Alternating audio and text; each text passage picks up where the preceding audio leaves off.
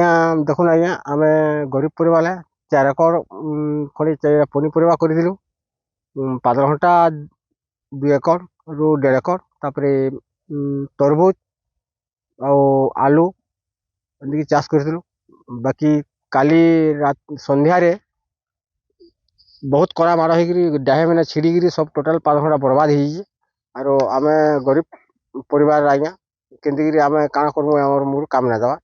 ଆପଣ ଟିକେ ଗଭର୍ଣ୍ଣମେଣ୍ଟ ଯଦି ସରକାର ଆମକୁ ଟିକେ କିଛି ସାହାଯ୍ୟ କରତା ବେଲେ ଭଲ ହେତା।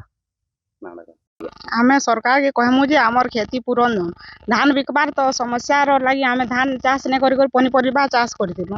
ବାକି ଆମର ଛୁଆ ପିଲା ପାଠ ପଢ଼ାପଢ଼ି କରୁଛୁ ଆଜ୍ଞା ବୋଇଲେ କେନ୍ତା ଆମେ ଏଇଟା ପୋଷମୁ କାଣା କରମୁ ଯେ ଏଇଟା କ୍ଷତି ପୂରଣ ଆମେ ଦାବି କରୁଛୁ। କୋବି କରାହେଇଥିଲା 2-3 ଏକର, ପାତଲଘଣ୍ଟା କରାହେଇଥିଲା 1-1.5 ଏକର, ପାନ ଚାଷ କରାହେଇଥିଲା। ସବୁ ଏଇଟା କାଲି ଧୋକା ପବନ ଆଉ କୁଆପଥରରେ ସବୁ ଖରାପ ହେଇଯାଇଛି। ଆଉ ଆମ୍ବ ଗଛଟେ ଥିଲା 1 ନମ୍ବର ଆମ୍ବ ଗଛଟେ, ସେ ଆମ୍ବ ଗଛ ବି ଭାଙ୍ଗି ଯାଇଛି, ସବୁ ବର୍ବାଦ ହେଇଯାଇଛି, ବହୁତ କ୍ଷତି ହେଇଯାଇଛି। ଏବେ ଆଜ୍ଞା କାଣା ଏଠି ସରକାର ସହଯୋଗ କାଣା କରିବେ, ଆମେ ଏଥିରେ ପରିବାର ପରିପୋଷଣ ଏନ କରୁଥିଲୁ ଆମେ ଏଇଟା କରିକରି।